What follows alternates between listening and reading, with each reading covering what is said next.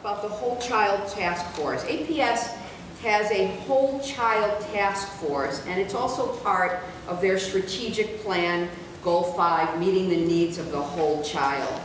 You don't need to discuss the task force or the goal itself, but what are the ways that you think APS currently does a good job of meeting those needs, and what are the ways that you believe APS ought to do a better job on this? And again, I want to encourage you to speak up so the back of the room can hear you. To be honest, I can't really say right now how APS is doing a great job at addressing our whole child needs. But I also have 2 children in high school who have very rigorous course loads, are involved in extracurricular activities. The school does support them in that, but my concern is really how to improve the whole child initiative. I really want to have a focus on mental health. The education that our children are facing today is not the education that we faced in our childhood. It is filled with stress. They have new time management demands, rigor in our schools, and it's important that we have mental health, education, and resources provided to our community and our students. We can't be reactive. We have to be proactive in how we address mental health. We have to talk about it in our community, and we need to make sure that our students have services and access. And the county has a great mental health service compared to the rest of the country.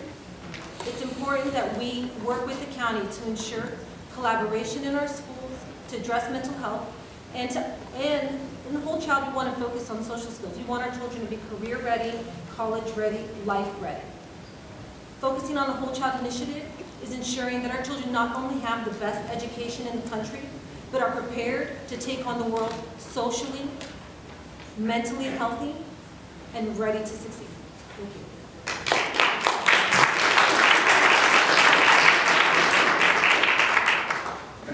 I agree with everything Tanya said. I think it is important that that the Whole Child Task Force does take a very broad view.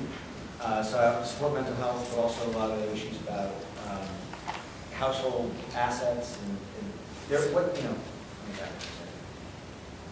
what I'm hoping is we get a little bit beyond what I think is a bad debate over high-performing schools and low-performing schools. This isn't just an Arlington issue. Because often what we're measuring is neighborhoods and communities that are stressed in ways that other neighborhood communities aren't. And that's what's reflected in test scores that are measured. So I hope the whole child discussion and task force in Arlington gets us beyond that and understand that different people need different types of support in different ways. And we as a community have the resources to provide that, and we should work together to provide that. We're also, just under the task force, I did want to say, they're due to release the report in June. My suggestion is they release the report in September, because I feel like a lot of the task force we have, in terms of the advisory committee environment at APS, task force reports like the master plan that came out last, which time was on. I thought it was a great report. I think it's the most underread report on the APS website. I think if they would come out in September with a report, it would fall into the other advisory committee and get more traction. So that's my advice to the task force. Number 3. Yep. Okay. So I have actually a long list of things that I think work well. Having served as the chair of the Special Advisory Committee and served on that for 6 years, I know that we have a strong parent coalition around mental health, autism, ADHD. All of those carry aspects for the children that affect the whole child experience. So I do think that that's very strong, and I think those groups work closely with the school system and really do benefit the students. This is a good support network for that. We have great psychologists and counselors. We've just put in place a wonderful system for helping students go forward in terms of what they're going to be doing in the future after high school. Great phys ed programs, after-school sports, social clubs, tolerance clubs. Now, things we could be doing differently.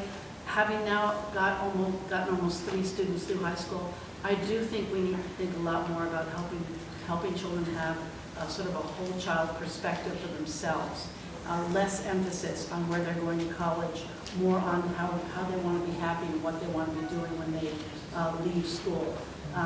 Less pressure on getting into the best colleges and more emphasis on what they want to study and what their options are. I think we put way too much pressure on the kids to get into the top schools. I'm living with that in my home right now, and I think it's a mistake.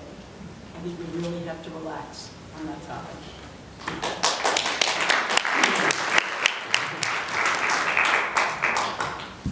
Nancy's absolutely right on that last point. I interviewed and have for several years for a very selective college, and some, I think it's okay to say, one of the major regrets that these fantastic students have is not spending more time with friends or family, and it's pretty sad. And a huge percentage of them don't get into this room school. So, and they shouldn't pass on that. And the whole child, you got to have, you need a friend, you need diet and exercise, and those are the main things you've got to push. And that's all throughout your life, because if you have a mental issue, you need a friend to stand in and make sure you're okay and get you the help you need. Maybe that can all be averted if you're eating well. And if you're getting exercise, you're just going to have the right chemicals floating around in your brains to keep you healthy. And a lot of kids are not well fed at home because there's just not money at home to feed kids. And some are homeless.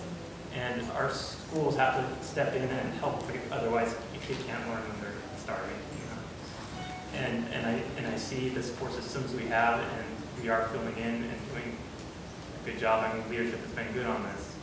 And I mean, in adult education too. I mean, we all need to learn diet and exercise. My wife is a doctor, and I hear it every day.